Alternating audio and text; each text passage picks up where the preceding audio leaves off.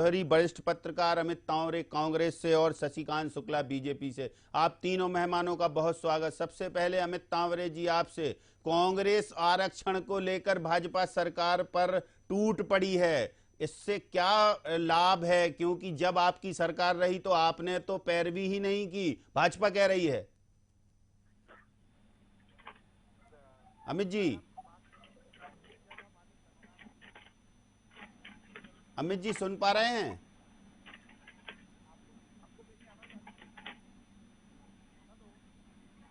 चलिए, राजेश जौहरी, जिस तरीके से कांग्रेस कह रही है कि भाजपा सरकार ओबीसी विरोधी, जी।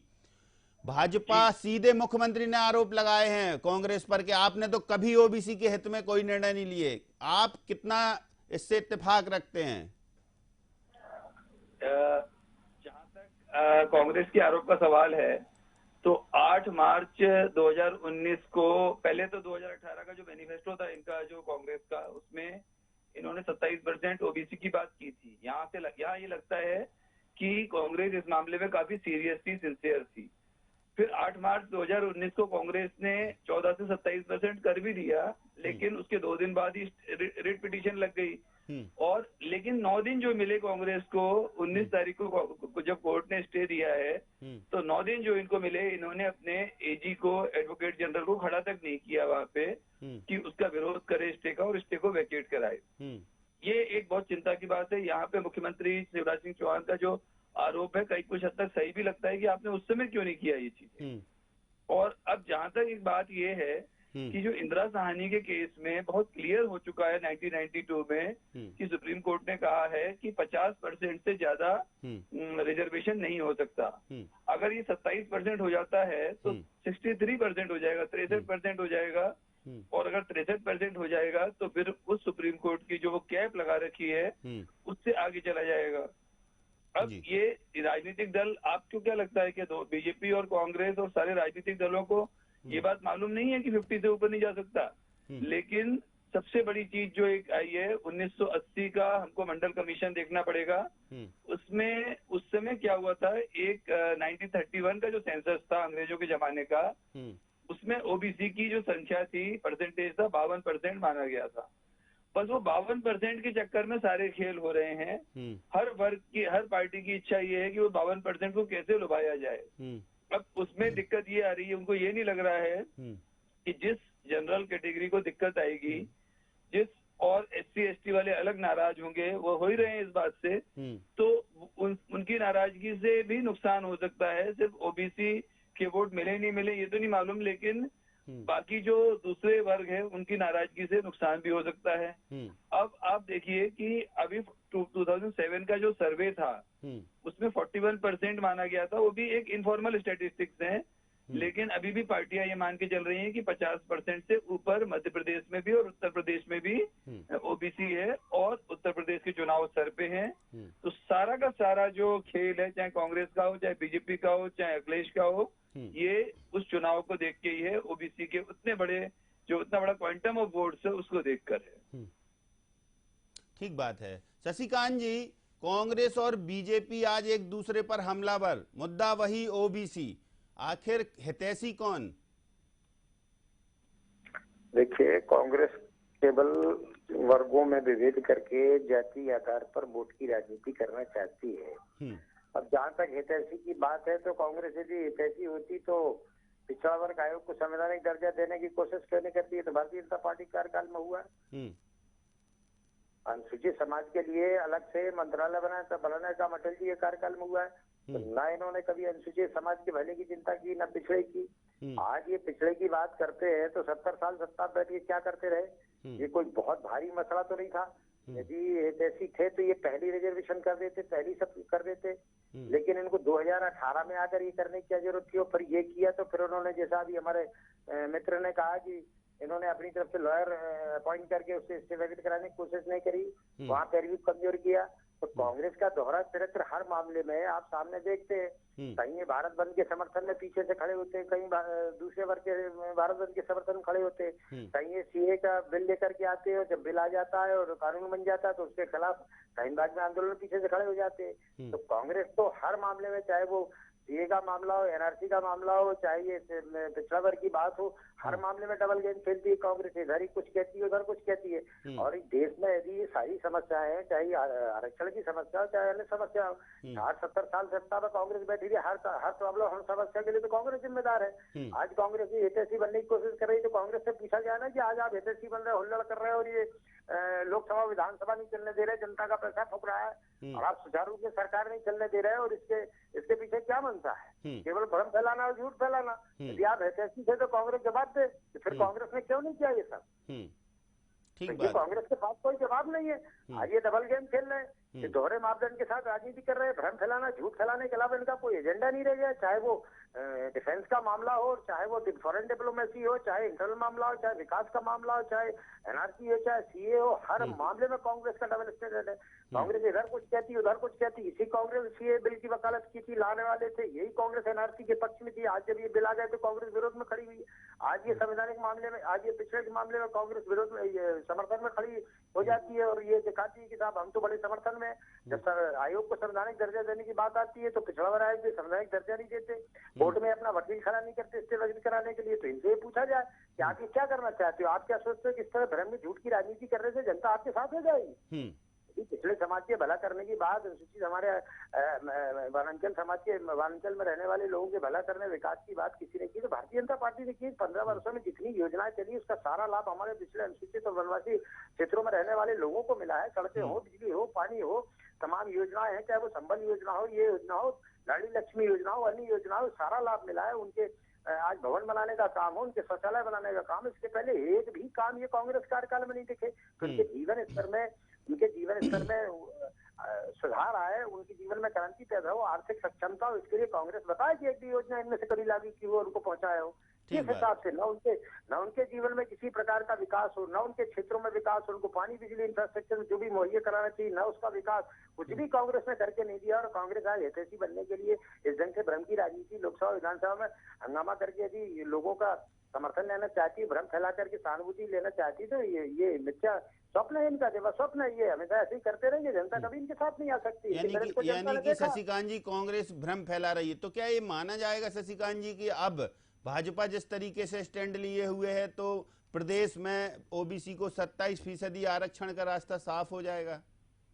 भाई देखिए, भारतीय जनता पार्टी की पूर्ण सहानुभूति है। हमारे जो पिछड़े वर्ग के लोग हैं, अनुसूचित समाज के हैं, वनांचल में रहने वाले हमारे आदिवासी बंधु, इनके जीवन स्तर में सुधार आवे योजनाओं के माध्यम से, आर्थिक सहायता के माध्यम से, कृषि में विकास के माध्यम से, नौकरी में आरक्षण के माध्यम से भारतीय जनता पार्टी समग्र दृष्टिकोण से इन लोगों के जीवन में विकास और क्रांति लाना चाहती है और यही भारतीय जनता पार्टी का उद्देश्य है। और इसके लिए हम काम करते रहेंगे। कानूनी अड़चने आएंगी तो उसका भी निकाला जाएगा, देखा जाएगा। लेकिन भाजपा का जो दृष्टिकोण है, इन सभी वर्गों के जीवन में क्रांति पैदा हो, इनके जीवन स्तर में उठाव पैदा हो, हर क्षेत्र में उनका प्रतिनिधित्व हो। अभी आपने केंद्रीय मंत्रिमंडल भी देखा कि हर वर्ग के लोगों को लिया गया, पिछले वर्ग समाज के लोगों को बहुतायत में लिया गया। ये इस बात का प्रमाण है कि हम सभी वर्गों को सरकार में, सत्ता में, शासन में सभी जगह बराबर प्रतिनिधित्व देना चाहते हैं, ताकि सभी क्षेत्रों में विकास हो, सभी वर्गों का विकास हो, चाहे वो किसी भी जाति या धर्म से संबंधित हो। लेकिन कांग्रेस बीच बीच में आकर के पिछड़ों का नाम लेके राजनीति करने लगा, अनुसूचित का नाम लेके राजनीति करने लगना,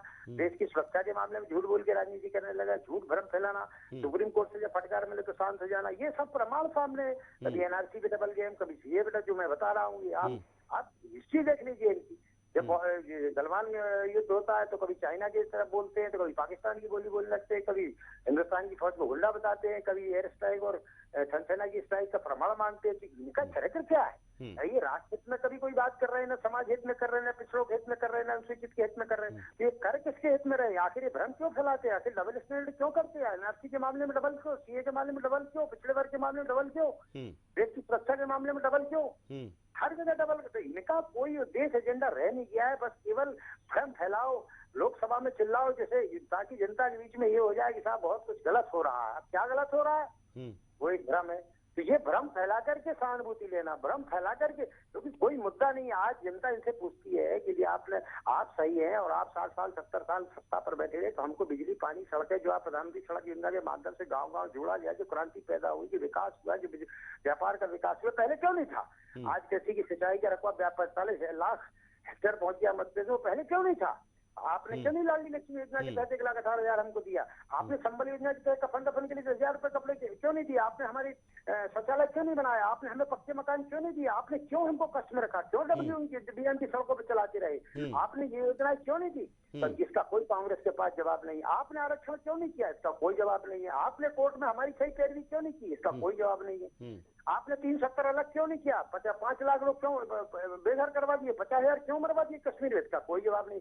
कांग्रेस सत्ता पर बैठी हुई कोई जनहितैषी काम नहीं। जनता का प्रश्न आज भी मौजूद है, कांग्रेस निरुत्तर है। इसलिए कांग्रेस अब तर्क की जगह कुतर्क करती है, भ्रम फैलाती है, झूठ बोलती है, चाहे विधानसभा में, चाहे मध्य प्रदेश। कांग्रेस अब तर्क की जगह कुतर्क करती है और भ्रम फैलाती है। राजेश जी, जिस तरीके से शशिकांत शुक्ला जी ने अनगिनत उदाहरण पेश कर दिए कि कांग्रेस कैसे बोलेगी, कांग्रेस ने तो कभी ओबीसी वर्ग की हिमायती बनी ही नहीं, तो अब क्या कहा जाए? क्या अब ऐसे में ओबीसी वर्ग को 27% आरक्षण का रास्ता मध्य प्रदेश में तो कम से कम साफ होने वाला है? शुक्ला जी की बात में काफी दम है।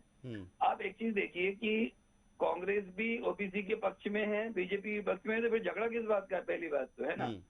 दूसरी बात ये है कि कल आपने आदिवासियों का एक नॉन इशू था, कोई इशू नहीं था, जिसके कारण आपने विधानसभा बंद करा दी।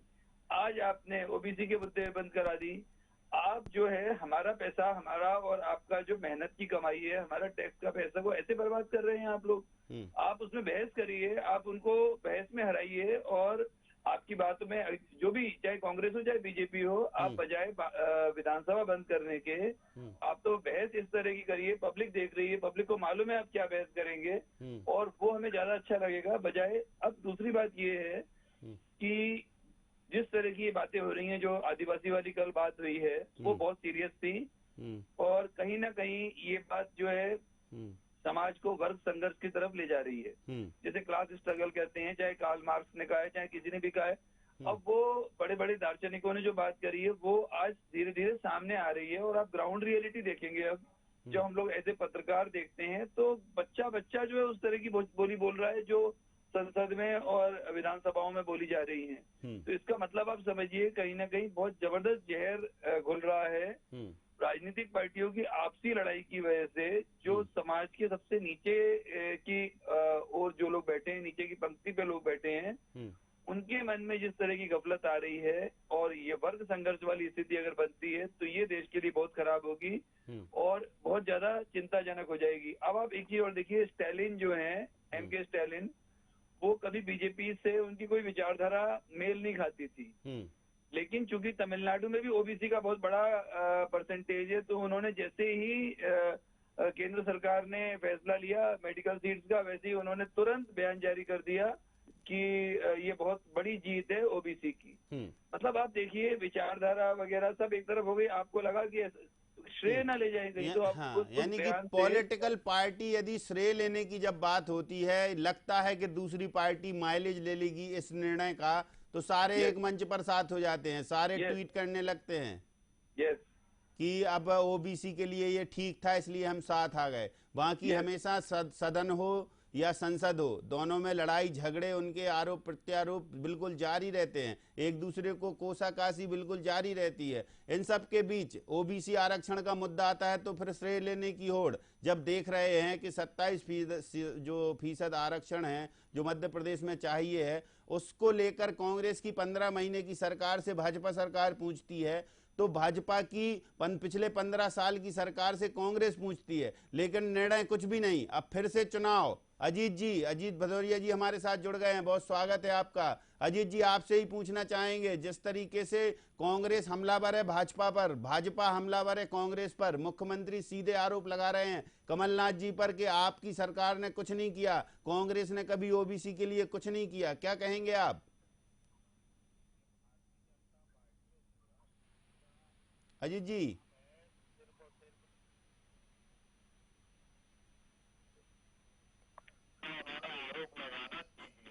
जी बात होती है, भारतीय जनता पार्टी के नेताओं से लेकर प्रवक्ताओं तक ने ये परसेप्शन बना लिया, इनको ट्रेनिंग दी गई है कि पंडित जवाहरलाल नेहरू को दोषी ठहरा दो, कांग्रेस को ठहरा दो और दूसरे नेताओं को ठहरा दो। मतलब भारतीय जनता पार्टी की सरकारें हैं दिल्ली से लेके मध्य प्रदेश तक, उनकी कोई जिम्मेदारी नहीं। अब मैं आपको ओबीसी भर के उत्थान के लिए 8 मार्च 2019 को 14% से बढ़ाकर 27% आरक्षण करने का कमलनाथ जी की सरकार ने निर्णय लिया। इसको उच्च न्यायालय में चुनौती दी गई। जिसको उच्च न्यायालय में चुनौती दी गई तो शिवराज सरकार की न्यायालय में कमजोर पैरवी व पक्ष ठीक से नहीं करने के कारण आज ओबीसी वर्ग को बढ़े हुए आरक्षण का लाभ नहीं मिल पा रहा है।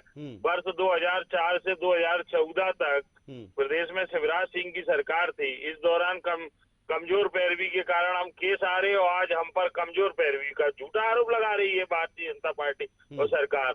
न्यायालय में केस हारने के बाद भी वर्ष 2014 से 18 तक शिवराज सरकार ने ओबीसी वर्ग को 27% आरक्षण देने के लिए क्यों नहीं कदम उठाया?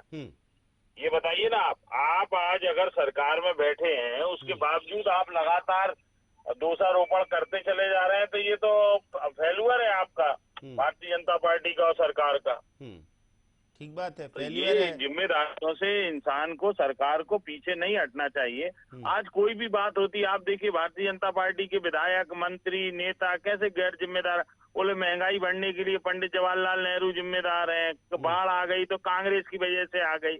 ये चीजें अपने आप में प्रदर्शित करती हैं कि कितना समाज को गलत दिशा की ओर ले जा रही है भारतीय जनता पार्टी और उनके डर्टी ट्रिक्स डिपार्टमेंट। ये समाज को जिम्मेदारी से मुंह मोड़ने के सिखा रही।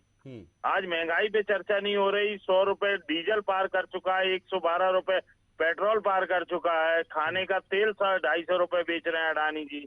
तो ये सब चीजें कहाँ है? आप लगातार जिम्मेदारियों से मुंह मोड़ते चले जा रहे हैं। तो ये तो भारतीय जनता पार्टी की निकृष्टता की पराकाष्ठा है।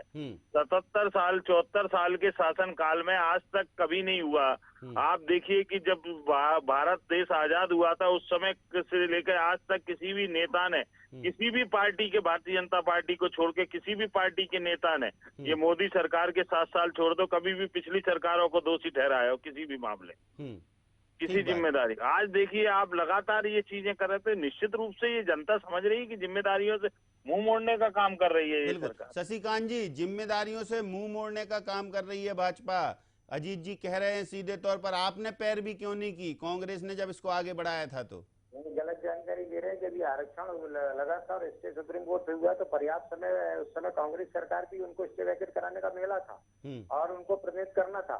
ये हमारे ऊपर छोड़ रहे हैं कि हमने कमजोर पर भी कांग्रेस ने की है। और जहाँ तक कांग्रेस से कह रही मुंह मोड़ने का काम, तो कांग्रेस क्यों 60 साल सत्ता के बैठी रही मुंह मोड़ती है?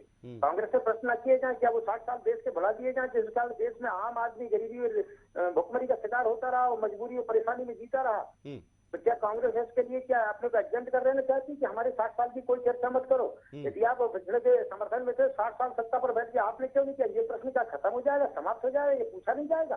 आप यदि 15 साल में हमारे बारे में कोई प्रश्न पूछते तो आप सत्ता पर बैठे रहे। जो कमजोरियां हुई जिसके कारण लोग परेशान थे, वर्ग परेशान था, देश परेशान था, और जो पिछड़ापन आया, आपकी जो गलतियां हुई उसका तो प्रश्न किया जाएगा। वो 60 साल हिस्ट्री से निकाल नहीं दिया जाएगा कि आपके शासन की जो कमजोरी थी उसको हिस्ट्री से बाहर कर दो और हमको एग्जाम कर दो, हमसे कोई प्रश्न पूछा जाए। आज जो महंगाई की बात करते हैं, दूसरी के पीछे बच्चे हैं कांग्रेस के लोग। ये 2 कोविड के जो महामारी पूरी दुनिया में आई, जहाँ लाखों लोग मर गए, जिसकी अव्यवस्था फैली, मांग और पूर्ति अव्यवस्थित हो गई, और इसमें भी महंगाई थोड़ी बहुत फ्लैक्चुएट हुई है, तो ये जन का भ्रम फैला रहे। अरे कांग्रेस के कार्यकाल में कोई कोविड की महामारी नहीं आई, 2 लगातार लहर नहीं आई, कोई लॉकडाउन नहीं है। इतिहास में पहली बार लॉकडाउन हुआ है हिंदुस्तान में। तो कांग्रेस के समय तो महंगाई का भूल जला था कि लोग महंगाई में जल के खाक हो गए। मनमोहन सिंह जी के कार्यकाल में हर महीने महंगाई 32 रुपए 50 पैसे का पेट्रोल दिया था टंकी के कार्यकाल में इन्होंने हाथ में, और 10 साल में इन्होंने उसको 83 रुपए बिकवा दिया था, तो भूल गए।